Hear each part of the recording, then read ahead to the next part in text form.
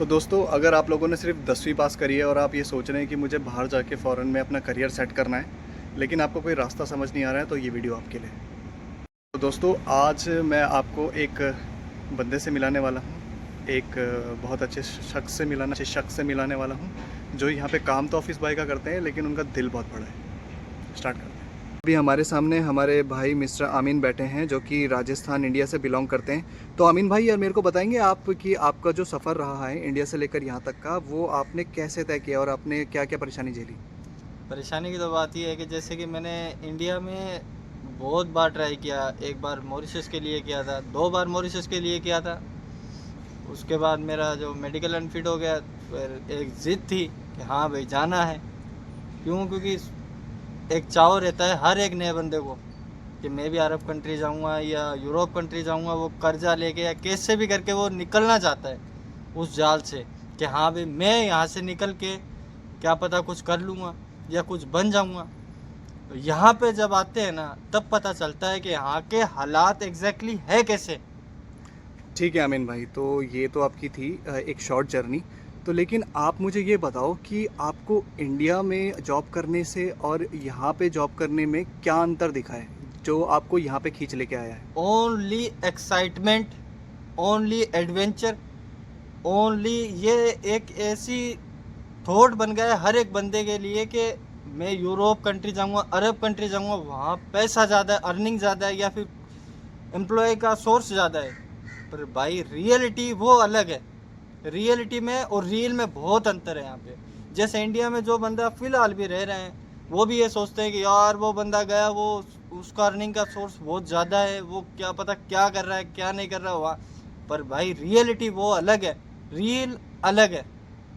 मैं खुद आया हूँ, मैं भी एक ऐसे ही जाल में से निकल के आया हूँ।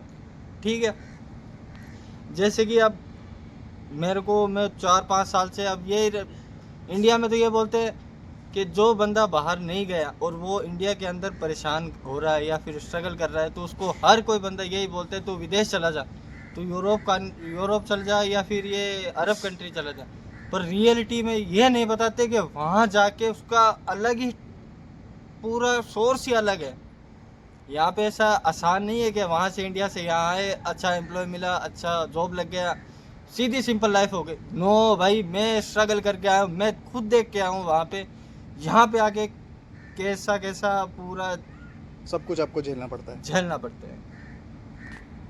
आमीन भाई, यार आप मेरे को एक छोटे से सवाल का जवाब देंगे? मुझे ये जानना है कि आप सेम ऑफिस बॉय का काम इंडिया में भी करते थे, आपको वहाँ कितनी सैलरी मिलती थी और आपको यहाँ कितनी सैलरी मिलती है? आप मेरे को बस इतना बताओ। पहली बात तो ये, मैं इंडिया के अंदर, राजस्थान के अंदर मेरे घर में मेरा खुद का बिजनेस था। नो कि मेरा ये जो ऑफिस बॉय का ये मेरा बिजनेस था ही नहीं। ओके। ठीक है, मेरा बिजनेस था बैंगल्स मैन्युफैक्चरिंग का। ओके। ठीक है, फादर साहब की डेथ हो गई जैसे 12 महीने या 1.5 साल पहले। उसके बाद थोड़ा सा परिस्थिति ठीक नहीं थी। अब साथ देने वाला कोई नहीं है। सब ज्ञान देने के लिए आ जाएंगे, साथ कोई नहीं देता है। सब ठीक है। यार विदेश चला जा, विदेश चला जा। यहाँ पे आने के लिए भी पैसे लेते हैं, हाँ। एजेंटों को पैसा भरो। तो एजेंट को उसके आपने कितने पैसे भरे हैं, आप बता सकते हो? यहाँ पे मैं एजेंट को दे के आया 60,000 एजेंट ने लिए। 60,000। ठीक है, ठीक उसमें है, टिकट वगैरह सब कुछ था? सब कुछ इंक्लूड था। तो आमीन भाई, मेरे को आप ये बताएंगे कि आपकी यहाँ पे सैलरी कितनी है? मेरे लमसम कभी 2.5 आ जाती है, कभी 3 आ जाती है। अच्छा, तो मतलब 3,000 तक आपकी सैलरी है, और रहने खाने में आपका कितना खर्चा हो जाता है? कम से कम मेरा 1,000 या 1,500 का तो खाना खर्चा आ जाता है, रूम रेंट का सब कुछ मिला ठीक है, के। मतलब मोटा मोटा हिसाब से मान के चलो तो आपको 1500 का आपका खर्चा बैठता है, जो और 1500 आपकी सेविंग, मतलब 1500 का अगर मैं टोटल करूँ तो वो 30 से 32,000 रुपये आपके जो इंडियन आईएनआर में वो बचते हैं। तो हाँ। आप मेरे को ये बताओ कि आप वहाँ के काम में ज़्यादा खुश थे या फिर आप यहाँ पे आके? वहाँ के काम में। क्यों? वहाँ का यहाँ पे काम तो आपको सैलरी ज़्यादा मिल रही है ना। भाई, जो आदमी का जो मूवमेंट होता है ना, मैजिक मूवमेंट। कौन सा? जो वहाँ अपने बच्चों के साथ, अपनी फैमिली के साथ जो आदमी स्ट्रगल करता है ना, वो स्ट्रगल ही मैजिक मूवमेंट है। वो मेन है, मैजिक है वो फिर नहीं मिलेगा। यहाँ आ जाओ आराम से, पैसा भी अर्निंग हो जाएगा, सब कुछ हो जाएगा, थोड़ा टाइम लगता है। पर यहाँ भाई आदमी जिंदा लाश बन के रहता है। ओनली घर पे पैसा जाता है और कुछ भी नहीं जाता, उसमें फीलिंग्स नहीं है, कुछ भी नहीं है। ओनली ऑन पैसा। पैसा जाएगा, घर की ज़रूरतें पूरी होगी, ना बच्चे से मिल सकता है, ना बीवी से मिल सकता है, ना कोई स्ट्रगल, चाहे उसकी माँ मरे, चाहे बाप मरे, चाहे कोई मरे, वो बंदा खुद मर। जैसे कि अब मैं यहाँ आ गया, जहाँ पे मैं 2 महीने रहूँगा या 2 साल रहूँगा, चाहे 12 महीने रहूँगा, चाहे 10 साल रहूँगा, मैं यहाँ पे सिवाय लाश के कुछ भी नहीं हूँ। जो बंदा इंडिया के अंदर कमा रहा है, वो बच्चे अपने पाल रहा है, बीवी को संभाल रहा है, माँ बाप बाप बहन सब कुछ कर रहा है ना भाई, वो अगर स्ट्रगल भी कर रहा है ना इंडिया के अंदर, भाई वो मैजिक है, वो ही। लेकिन यार आमीन भाई एक बात सुनो, ये आपने सारे कॉन्स तो बताएं, लेकिन पॉजिटिव चीज़ें भी तो होंगी ना, कुछ पॉजिटिव चीज़ों के बारे में भी बताओ, क्योंकि हमारी जनता जो है वो ये जानना चाहती है, वो खुद अपने घर से निकल के बाहर दुबई आना चाहती है, उनके भी अपने सपने हैं जो उन्हें पूरे करने हैं, सबके पास इतना टाइम नहीं होता।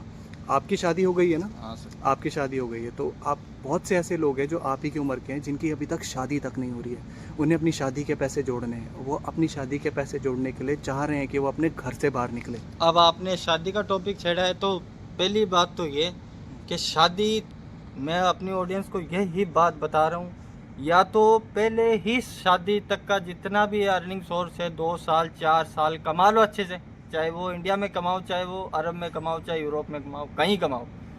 भाई शादी के बाद कम से कम 5 साल 10 साल तक स्ट्रगल करना, कुछ भी करना, अपनी बीवी बच्चे के साथ ही करना।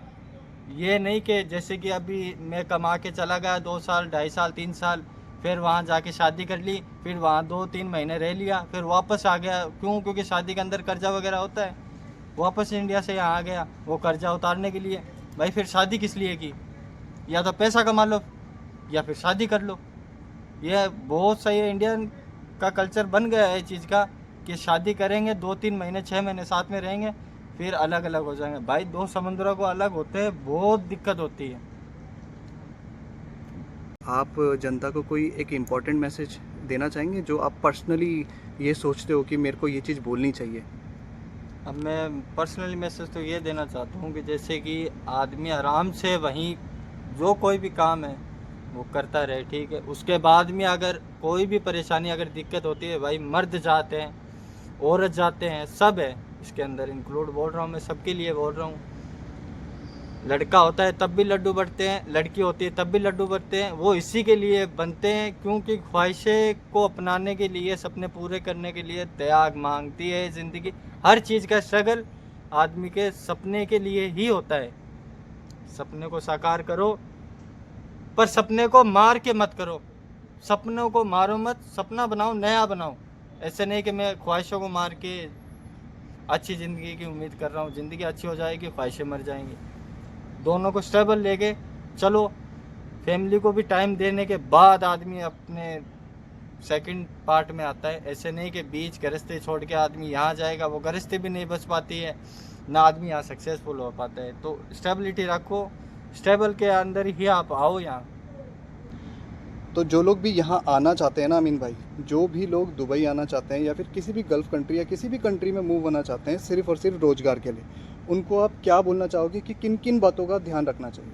भैया पहले तो मैं ये बता दूं मैं आपको कि पहली बात तो ये कि अपनी जो फैमिली है वहाँ पे अगर फैमिली की हालात कमज़ोर हैं, जैसे कि माँ बीमार है, बाप बीमार है, बीवी बीमार है, कोई भी अगर फैमिली की प्रॉब्लम है, भैया वो फैमिली पहले सॉल्व करो वो प्रॉब्लम, उसके बाद ही घर से बाहर निकलो। ऐसे नहीं है कि घर में प्रॉब्लम चल रही है, कोई बीमार है, शमार कुछ भी है, और अपन बीच में से निकल के यहाँ पे आ जाएं। भाई मैंने खुद ने देखा है। एक बंदा है जो हमारे पास ही के ज़िले का था, डूंगरगढ़ का, ठीक है। वो बेचारा 15 दिन यहाँ आए हुए थे उसको। उसके बाद उसकी मम्मी को हार्ट अटैक आ गया। मैंने उससे पूछा कि हार्ट अटैक आ गया, तुझे पता था कि मम्मी बीमार है, उसके बाद यहाँ पे क्यों आया? भैया वो बोला कि मेरी मम्मी को सांस की दिक्कत थी, पैसे की प्रॉब्लम थी, इसलिए मैं पैसा कमाने के लिए आया। अब यहाँ पे आ गया भैया, उसका यहाँ से इंडिया जाना मुश्किल हो रहा है। क्यों? अब वो उसको वहाँ पे उसकी मम्मी जो वेंटिलेटर पे है, अब वो यहाँ पे भी मर गया, वहाँ पे भी मर गया, यहाँ पे भी नहीं है, वहाँ पे भी नहीं है। तो भैया पहले अपनी फैमिली को सॉर्ट आउट करो, उसके बाद ही घर से निकलो। घर कच्चा रख के यहाँ पे पक्के मकानों की उम्मीद मत करना। वहाँ पे पक्का करो, उसके बाद यहाँ पक्का करो। तो बहुत बहुत धन्यवाद आमीन भाई आपका।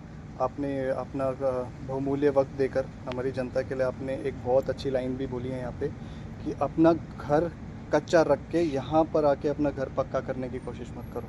ठीक है, तो इन सब चीज़ के लिए मैं आपको बहुत धन्यवाद बोलना चाहूँगा। और ठीक है, हम आपके साथ आगे भी वीडियो बनाते रहेंगे और जनता के लिए जो भी आपने मैसेज दिया है, आई होप कि जनता इस चीज़ को सुनेगी। जो भी लोग अपने देश को छोड़ के बाहर जाना चाहते हैं रोज़गार के लिए या अच्छी ज़िंदगी के लिए, वो लोग भी इसे सुन के ज़रूर ही कुछ ना कुछ अच्छा निर्णय लेंगे। थैंक और यू।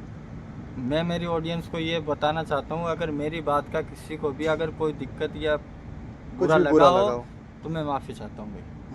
नहीं यार, माफ़ी तो क्यों ही, आपने सच्चाई बताई, अगर अपने दिल कुछ का भी दर्द गलत बताया है। अगर कुछ भी गलत बोल दिया हो तो ठीक है, ठीक है। ओके, थैंक यू अमीन भाई। Okay sir.